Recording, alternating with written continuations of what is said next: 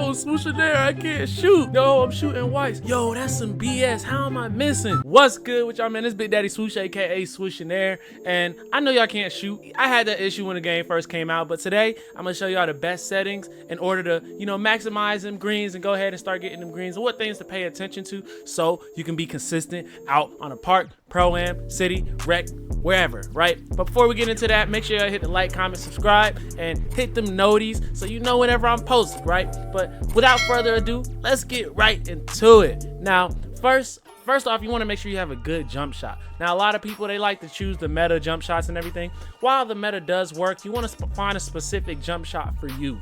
Now, when I say find your own kind of, jump shot, don't try it for a couple games and be like, oh, I gotta get another one, because that's not consistent. You won't be able to learn it, and you'll just be prolonging your still, inconsistency. So make sure when you find a good jump shot that you stick with it for at least, I say for at least 2 days. If you're fully grinding like those 2 days back to back and you're not going anywhere, no job or anything like that, it should take like 2 days for you to, get used to that jump shot a little bit and, have it down pat. Now, if you do have a job, I say give it about a week. Give it about a week till you're, comfortable with that jump shot. And then from there, you can gauge to be like, hey, I like this jump shot. This jump shot is consistent, or you need to change it to another one. But please stop switching your jump shot back and forth. One day you try the meta, and then the other day you try something else, and it doesn't work, right? So that's step one. Make sure you have a good jump shot and a jump shot that you can get used to,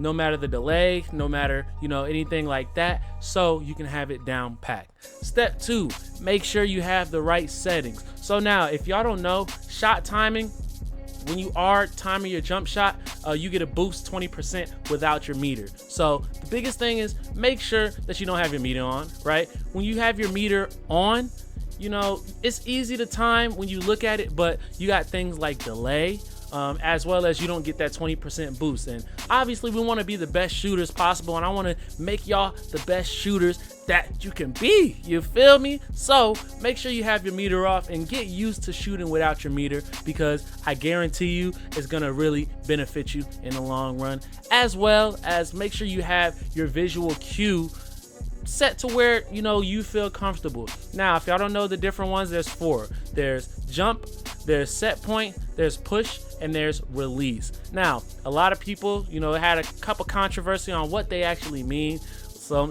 people say it's very early, late, very late, things like that. That's kind of the easy way to put it to it, but you got to remember it's visual cue, right? So the quickest one is going to be jump. So it's by the time from the time you leave the ground to when you're in the air at your top, at your highest peak. That's when you time it, right?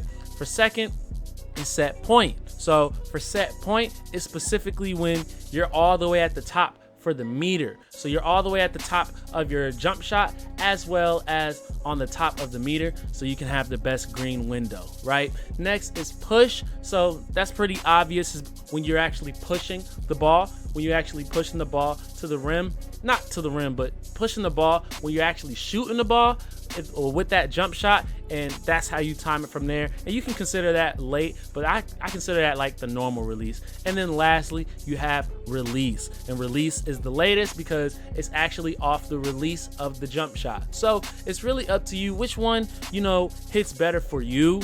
I personally like push and set point. I kind of switch between those depending on if I'm going in my career or if I'm just going in the park, playing a couple games or going to theater, whichever may be the case. I make sure I switch between those, and I got used to it, so now I'm pretty consistent. So make sure you have your settings. That's a big one. That's the reason that took so long, right? 3, know your attributes, right? Now, I understand, it takes skill to be a great shooter, so honestly, attributes don't matter. But if you know for a fact you are a 43, you have a 43 3-point, you have 0 shooting badges, don't go out there and start killing yourself trying to be a shooter, right? You know what I'm saying? Make sure you have the attributes and the badges unlocked so you can be a consistent shooter. Now, I know a lot of people, it's shooting 100%. It's either shooting or dribbling or defense, right? Those are kind of the main 3.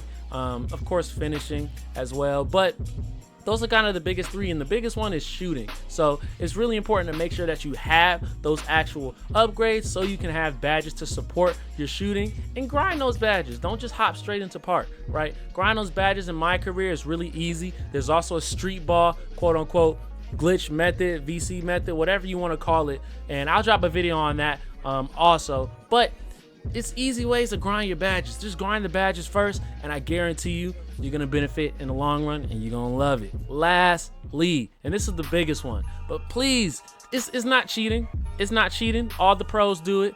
Make sure you apply boosts. So whether this is a boost from Gatorade, a boost from, you know, buying the ×10 packs for Jumpshot, it doesn't matter. It could be both, but get boosts. Everybody gets boosts. The boost is going to give you a boost to your Jumpshot, and so you can be more consistent, as well as getting those Gatorades, right? Get those different milks, get those different, you know, drinks and things that slow down, you know, you losing energy.